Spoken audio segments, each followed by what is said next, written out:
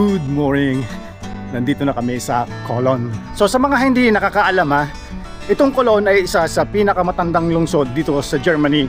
Merong tatlong mahalagang kultura ang Cologne. Una ay ang kanilang local na dialect, pangalawa ay ang kanilang sikat na beer na Pils, at ang pangatlo ay ang pagka-addict ng mga lokal sa sarili nilang lungsod. May daang-daang kanta mula sa pop hanggang rock na tungkulang sa pagmamahal nila sa Cologne. Ang Cologne ang pinaka-welcoming na city dito sa Germany.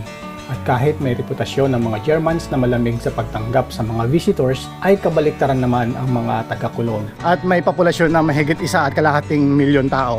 So pag naglakad-lakad ka dito sa mga local neighborhood, marami kang interesting na bagay na makikita. Ganun ang pinakamagandang way ng pag-explore pag nagta-travel ka. Huwag kayong mag-concentrate doon sa mga lugar kung saan nandoon yung mga tourist kasi common. Walang interesting. Sa paligid ng city center makikita ang mga kakaibang structures na hindi karaniwang nadadaanan ng mga ordinaryong tourist. Maaari mong ma-explore ang mga nakatagong 19th century fortresses na nababalutan na ng kalikasan. Sa halip ng mga pamosong souvenir shops, madadaanan mo rito ang kakaibang maliliit na kiosk sa kanto na tinatawag na Budchen. Dito mo makikita ang tunay na araw-araw na pamumuhay ng mga residente. Dito pwede kang mag-unwind at makipagkwentuhan sa mga mismong nakatira dito. Hey! Invite my viewer to... In English or in German? In German, I think. In German? I prefer German. Hallo zusammen, meldet euch bei das ist sehr süß. Tingnan nyo, kita nyo yan. So dito sa palipaligid, no, mas magandang tignan yung mga sikat na mga structure dito sa Cologne, no. Dito mo makikita yung magandang view nila, yung magandang angle. Yon. Andito na tayo sa Cologne Cathedral at ito yon. Lalapitan pa natin ng kaunti. Super interesting itong cathedral na ito. Kasi ang Kölner Dom ay isa sa kahanga-hangang Gothic architecture na inabot ng mahigit 600 years bago tuluyang matapos. Mula 1248 hanggang 1880. Ang pangunahing dahilan ng pagtatayo ng napakalaking katedral ay upang magsilbing tahanan ng mga pamosong labi ng tatlong haring mago na dinala sa lungsod noong Middle Age at itinuturing na isa sa pinakamahalagang relikya ng Christianity. So, ayan yan. Pakita ko sa inyo. Bring me into golden sunlight. If I'm going with you, I know we'll get to the other side. Sinking in, I know this feels right. Ito pa yung ibang part niya. Ayan o. Hindi mo pwedeng hawakan yung glass niyan kasi mag-a-alarm yan. Dahil sa pagdagsa ng libu-libong peregrino mula sa iba't ibang panig ng Europe upang makita ang mga labi, idinisenyo ang katedral na may dalawang matayog na spires upang maipakita ang pananampalataya at kadakilaan ng Cologne. Nang mawasak ang halos 90% ng buong lungsod dahil sa matinding pagkabomba, ang Kölner Dom ay nananatiling nakatayo sa kabila ng mga natamong pinsala at ginamit pa ng mga piloto ng Allied Forces bilang visual landmark sa paligid.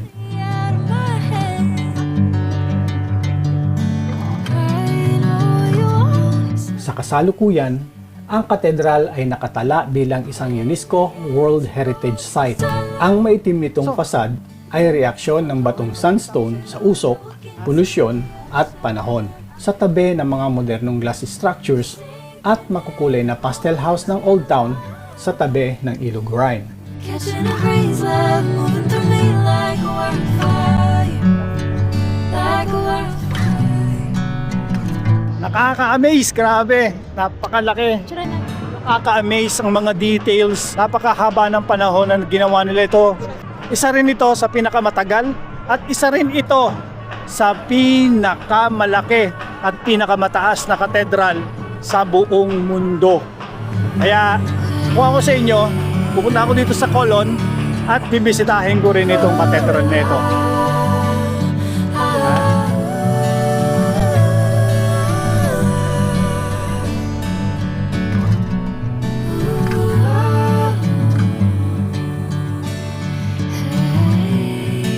Ano mo na yan?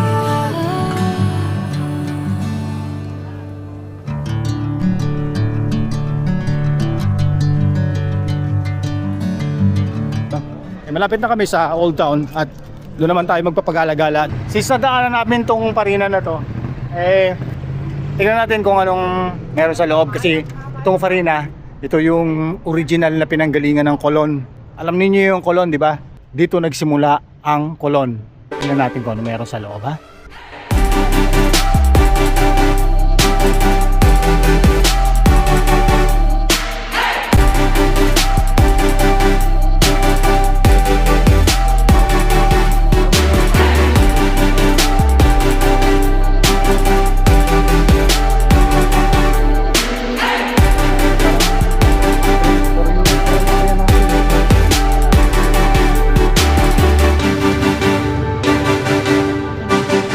Alam nyo ba na ang mga naging customer niya ay sila Napoleon Bonaparte at saka sila Princess Diane ng UK. Nandito na tayo sa Old Town at dito tayo mag-iikot-ikot ngayon. Dito na namin uubusin ang oras namin kasi maganda dito sa gabi. Maraming laseng. Itong malaking open space na ito yung tinatawag na U-Mark. Ayan. Puro inuman itong paligid na ito. Tingnan nyo naman, oh. Tapos tinan mo dyan. Tapos may malaking kabayo doon. Hindi ko alam kung sino yon. Dito sa Old Town, no, pag nandito ka, kailangan mong pasukin yung mga singit-singit, mga loob-looban. Kasi sa likod-likod yung mga building na yan, may mga magagandang nakatagong structure. Papakita ko sa inyo, ha. Kasampulan ko kayo kung bakit kailangan yung pumasok sa mga singit-singit. Pasukin natin to.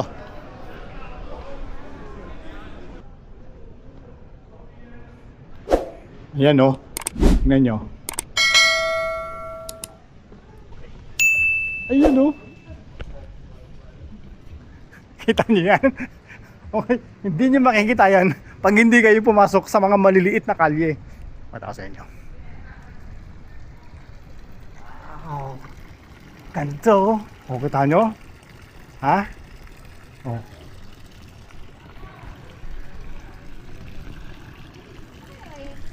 At hindi nyo makikita yan kung hindi kayo pumapasok sa mga singit-singit, yung mga ganyan, no? Yung akala mo restricted pero hindi naman, bukas naman siya. So ito na yung Old Town. Tignan nyo naman, no? Ang ganda, oh. Kata ko sa inyo.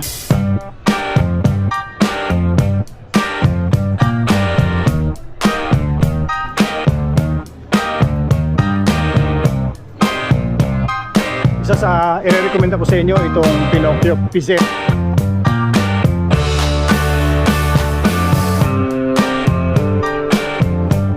Lakad ka ron. Lang kita.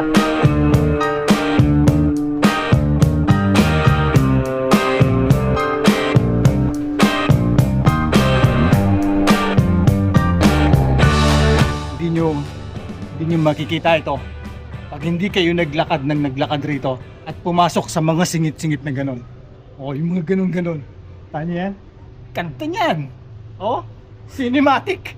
Para kang nasa movie.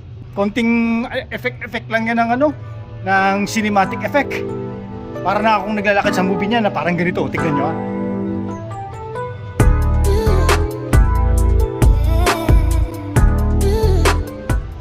Kita nyo yun? Kita nyo yun? Ganon.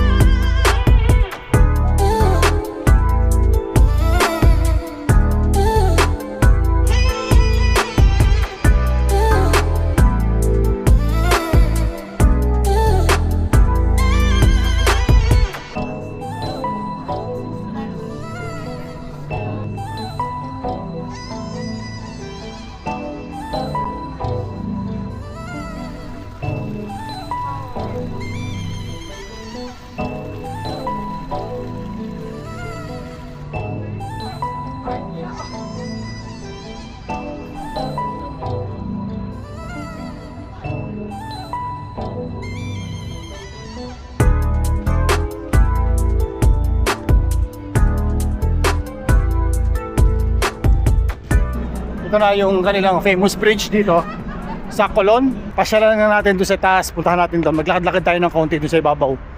Tingnan natin yung mga nag-iwan na mga love locks. Tapos sabi, maganda yung view dito sa ibabaw. Sana. Pero ito naman, Ayan o, ganda diba? So, ayun yung cathedral. Hindi ko alam kung sino yung nasa kabayo na yan, mukhang king. At subukan natin abutin yung kabilang side ng ilog. So tingnan nyo naman ang locks. Tingnan mo naman, napakarami. Oh my God. Wow, dami. Dapat nagdala din kami ng lock. Okay. So nandito na tayo sa ibabaw ng Hollens. Hindi ko alam kung tama ang pronunciation ko. At lalakarin lang natin ng kaunti para lang ma-experience natin ang view dito sa ibabaw na to. Kasi sabi maganda yung view dito. Oh, mas magaganda yung view doon sa kabilang sides kasi mas malalaki yung mga building doon. Ayan. So sige, lakad-lakarin natin to para may pakita namin. Unang itinayo ang tulay noong 1907 hanggang 1911 upang palitan ang lumang Cathedral Bridge. Idinisenyo ito bilang matibay na daanan ng tren at mga tao. Noong World War II, bagamat nakaligtas ito sa maraming pagbomba, pinalubog ito at pinasabog ng mismong militar ng Germany noong March 1945 upang pigilan ang pagtawid ng Allied Forces sa Ilog Rhine. Pagkatapos ng digmaan, mabilis itong muling itinayo at sa kasalukuyan ay itinuturing na isa sa pinakabising railway bridge sa buong Europe. Bukod sa makasaysayang papel nito sa transportasyon, ang Hohenzollernbrück Bridge ay sikat na sikat sa buong mundo dahil sa romantikong tradisyon ng love locks. Pagkalak nila niyan, yung mga susi itinatapon nila dyan sa ilog.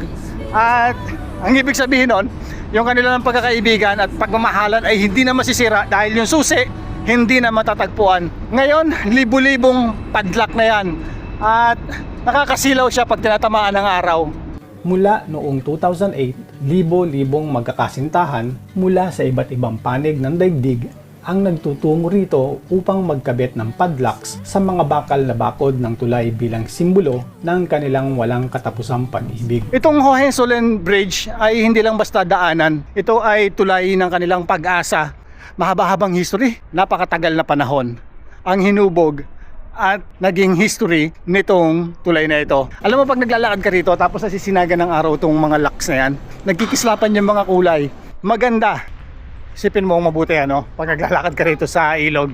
Ang pinagmulan nitong Rhine River bago makarating dito sa Cologne ay nanggaling pa ito sa mga matataas at malamig na kabundukan ng Swiss Alps. Ang ilog Rhine ay may malalim at makulay na kasaysayan na nagmula pa noong panahon ng mga Romans, kung saan ito ay nagsilbing pangunahing rota ng kalakalan at depensa ng Europa. Dito mismo itinatag noong 15 AD ang lungsod ng Cologne. Dahilan upang ang baybayin ng ilog ay maging saksi sa higit 2 milenyo ng kultura, kalakaran at mga makasaysayang kaganapan. Sa paglipas ng maraming taon, nananatiling masigla ang ilog at naging simbolo ng mabilis na pagbangon ng region mula sa matinding pagkawasak noong World War II. Yung sinasabi ko kanina, ituturo ko kanina na parang castle. Mukhang interesting kasi naaakyat yung taas na yun. Tara, akyatin natin. Oh, kita niyo ba yan? Ganda. Kahapon may nagkwento sa amin na matanda na yung mga ganyan tower ay part ng yung wall na nakapaikot noon sa city ng Cologne. At yan na lang yung mga itinerary nila para maging landmark. Tinanggal na nila yung wall at itinira ang mga tower na ganyan. Yan oh. Okay, so ito na lang. Dito ko natatapusin ang video ko. Dahil ako'y nabibisi sa pag-vlog, hindi ko na naaalala yung mga bagay-bagay. Nawawala yung attention ko sa mga detalye, sa mga bagay-bagay, basta sa mga bagay-bagay. At kung nanonood ka pa sa video na ito hanggang ngayon, ay pa-subscribe naman. Lalo na kung Filipino ka kasi kaya ako Tagalog, kaya Tagalog ang ginagawa kong vlog ay para mas maintindihan ng mga kapwa natin Filipino at para mas maka-encourage tayo ng maraming Pilipino na mag-travel.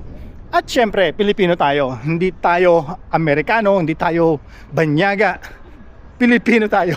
Kung mahirap mag-English, mahirap din mag-Tagalog. So, kung nanonood ka pa rin hanggang ngayon, pa-follow ang aking mga social media account, Facebook at Instagram, at pa-subscribe sa aking YouTube channel kung dito ka nanonood sa YouTube.